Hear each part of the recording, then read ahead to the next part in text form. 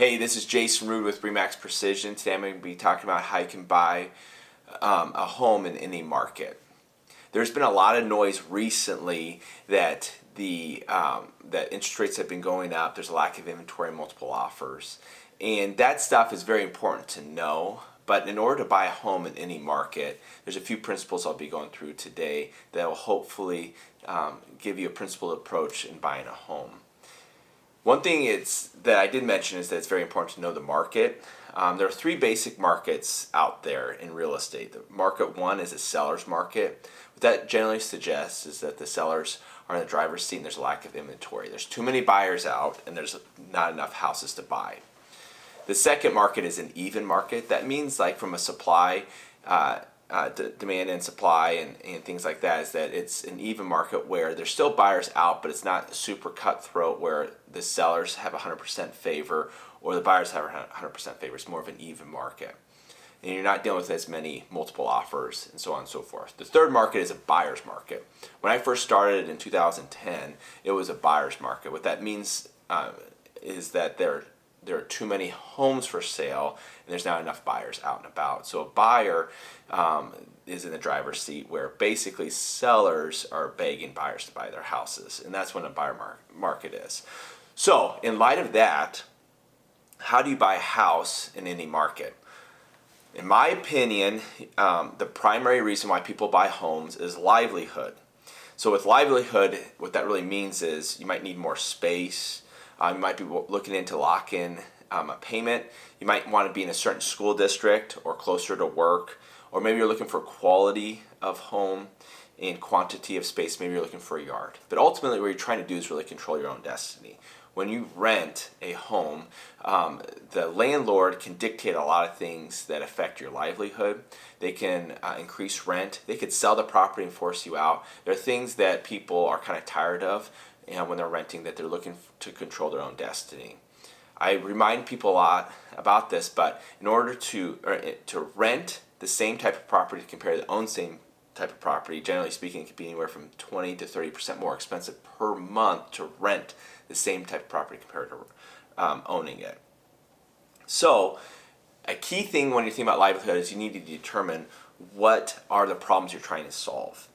Do you need more bedrooms? Do you need more bathrooms? Do you need more quality of space? Do you need to be in a certain school district or a certain location? So after you've determined that, then the next step is talk to a real estate agent and figure out, can you really afford what you're looking for? Someone might be a beer drinker but with wine taste. So you have to be really realistic in what you are trying to acquire. But if your budget does match up, then the next step is, after you figure out your needs and wants, is that you develop a buyer priority checklist. We send this to all of our buyers. And what this means is, especially as couples, this is vitally important to go through this checklist.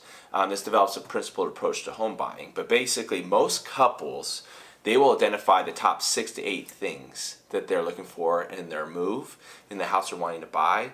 But what's very interesting is you need to take it to the next level. And you need to weight your needs and wants into a percentage and have it add up to 100%. So for example, let's say you're looking for a certain location. Maybe you're looking for location, beds, baths, quality of home, and then maybe a garage. So then what you do, the next step is you attribute a percentage for each of those items that you determine are the most important things. And then that add up to 100%.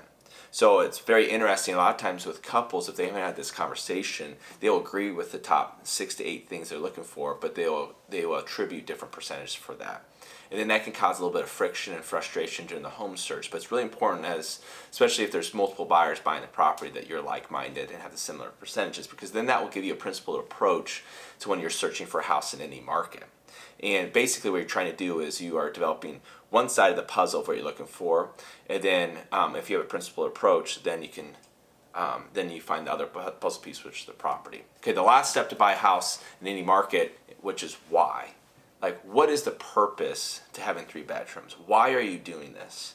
This will really help you with contentment and really help you have a principled approach to combat all the noise out there. Interest rates are climbing, or there's lack of inventory, or there's too many houses for sale. What you really need to focus on what's best for your family. because everybody wants to give you all their advice, can be really helpful, or their opinion, but sometimes it's just opinion. It may not be best for your family.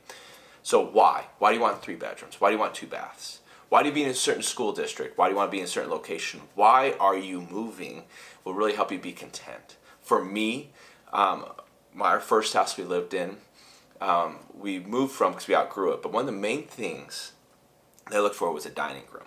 Why did I want a dining room?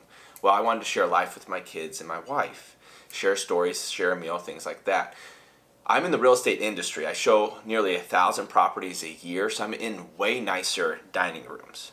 But when I'm home enjoying a meal with my family, that was not the leading indicator of why I wanted a dining room. I wanted to share life with my kids. It wasn't I wanted a nice, like a super elegant dining room, because that can come and go, designs can come and go. But help me be content with that. So I hope this video has been helpful to you to how to buy a house in any market. If you have a principled approach, that'll help you have conviction and confidence in acquiring the right house for your property. At the end of the day, it's a home. It's very important. We don't want you to buy a money pit, but the fads will change. But hopefully the home that you buy will be filled with love and a lot of memories. And when you go through these steps, this will help you have a principled approach to home buying in any market.